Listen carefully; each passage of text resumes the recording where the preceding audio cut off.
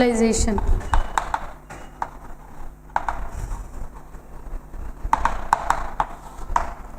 ఫలదీకరణ.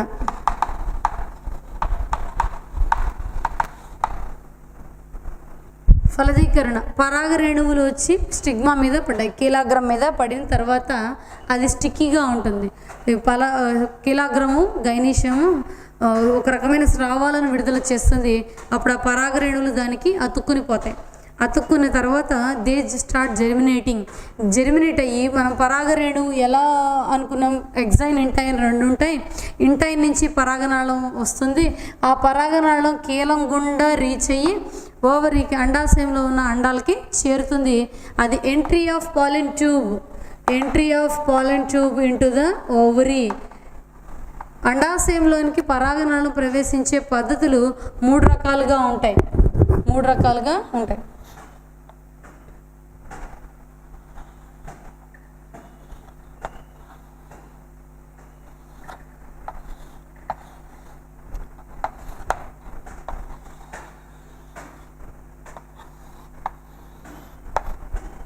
దీని ఏమన్నాం, ఆర్థోట్రోపస్ ఓవ్యూల్ అన్నాం.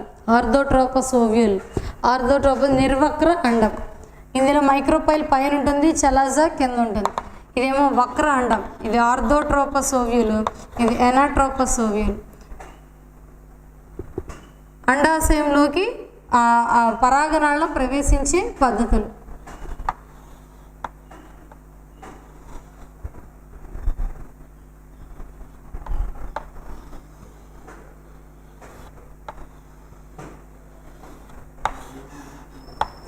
ఇందులో మొదటి దానిలో దీన్ని పోరోగమి అన్న.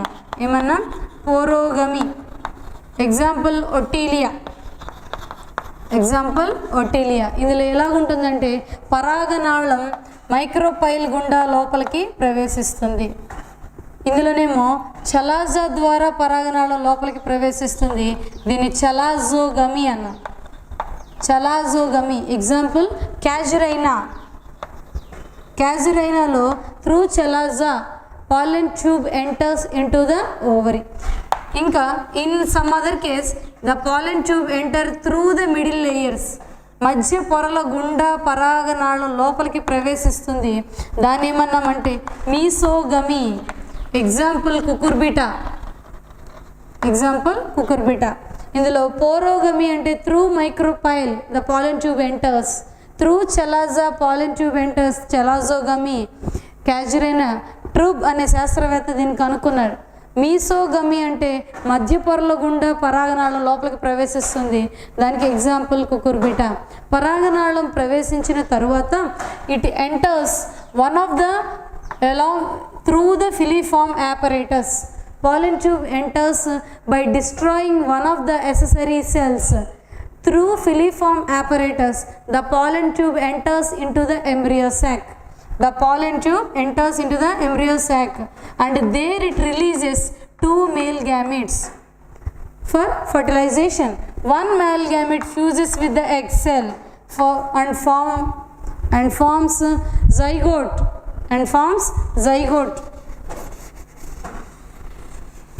ఎగ్ సెల్తో ఫ్యూజ్ అయిన తర్వాత వన్ మేల్ గ్యామెట్ జైగోట్ సంయుక్త బీజాన్ని ఏర్పరుస్తుంది, which is diploid in condition. Zygote gives rise to embryo after fertilization. So embryo is developed inside the seed, inside the zygote. So egg cell, the one male gamete fuses with the egg cell, which is called as fertilization, ఫలదీకరణ. ఒక పురుష సంయోగ బీజం egg సెల్తో స్త్రీ బీజకణంతో సంయోగం చెంది సంయుక్త బీజాన్ని ఏర్పరుస్తుంది. సంయుక్త బీజం పిండాన్ని ఏర్పరుస్తుంది. దీన్ని ఏమన్నాం, syngamy or fertilization or syngamy, which gives rise to 2n diploid embryo. తర్వాత రెండవ male gamete fuses with the central cell already diploid. Male gamete is haploid n+2n. It gives rise to primary endosperm nucleus. primary endosperm nucleus will give rise to endosperm. Later it give rise to endosperm, which is a 3n condition, whereas zygote is 2n condition, diploid condition, whereas primary endosperm nucleus is triploid in condition, త్రయస్థితికలో ఉంటుంది, త్రయస్థితికలో ఉంటుంది. దీన్ని double fertilization అంటారు. First జరిగే fertilization or syngamy or fertilization or syngamy అంటాం. రెండవ జరిగేదాన్ని త్రిసంయోగం, దీన్ని ఏమంటామంటే ట్రిపుల్ ఫ్యూజన్. ట్రిపుల్ ఫ్యూజన్ అంటే త్రిసంయోగం లేదా డబుల్ ఫర్టిలైజేషన్ అంట.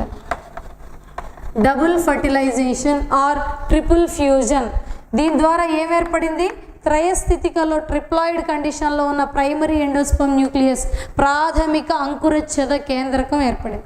ఈ ప్రాథమిక అంకురచ్ఛేద కేంద్రకం ఫర్టిలైజేషన్ అయిపోయిన తర్వాత దేనిగా మార్పు చెందుతుంది? Endosperm. Most of the plants, most of the seeds do not contain endosperm.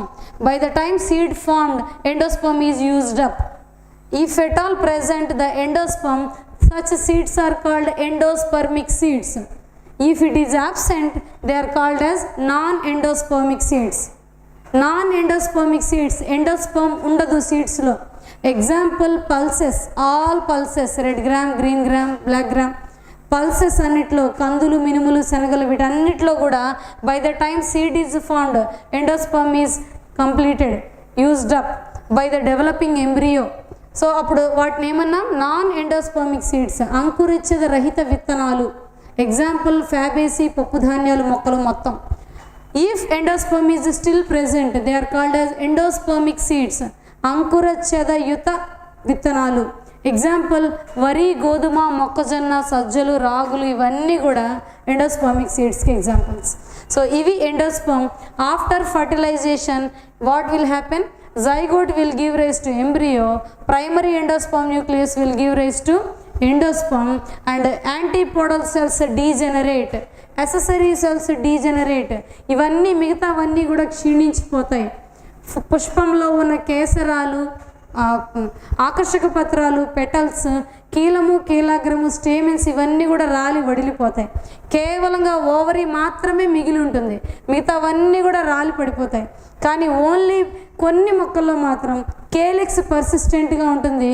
Example సొలనేసి, వంకాయ, బ్రింజాల్లో, చిల్లీస్లో మనకి ఆ కాడ కనిపిస్తుంది, అది పర్సిస్టెంట్ కేలిక్స్కి ఎగ్జాంపుల్. ఓవరీ మాత్రమే మిగిలి ఉంటుంది. ఈ ఓవరీ ఆఫ్టర్ ఫర్టిలైజేషన్ ఫ్రూట్గా మారుతుంది. Ovules present inside the ovary, ఆ ఓవ్యూల్స్ దేనిగా మారుతాయి? సీడ్స్గా మారుతాయి.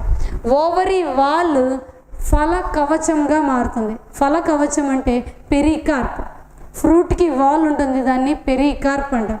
పెరికార్ప్గా ఫామ్ అవుతుంది. ఇఫ్ ఇట్ ఈజ్ ఫ్లెషీ, కండ కలిగి ఉంటే ఫ్లెషీ ఫ్రూట్స్గా ఏర్పడుతుంది. If it is dry, pericarp if it is dry it forms into dry fruits. So ఇది ఎంబ్రియోసాక్లో జరిగే ఫలదీకరణ. దీన్ని ఏమన్నాం మనం? ట్రిపుల్ ఫ్యూజన్, డబుల్ ఫర్టిలైజేషన్ అన్నాం. ఇది ఫలదీకరణ.